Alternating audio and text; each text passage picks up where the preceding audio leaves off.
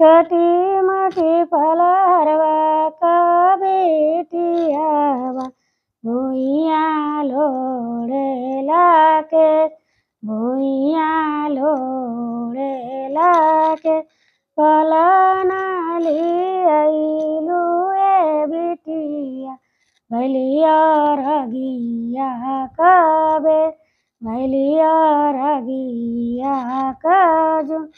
छोटी मोटी मालिनी बेटिया भुइया लोड़ेला केस भुइया लोड़ेला केस फूलना लियाइलू ए बिटिया भैलिया रगिया कबे भैलिया रगिया कजू छोटी मोटी डोमिनी बेटिया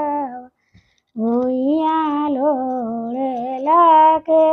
भुइया लोड़ेला के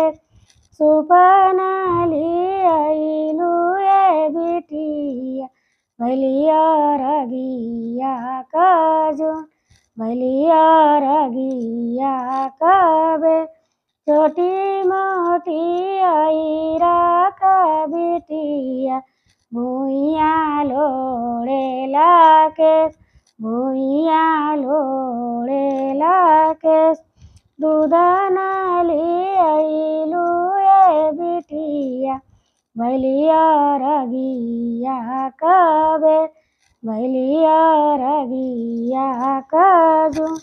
भैलिया रगिया कजू।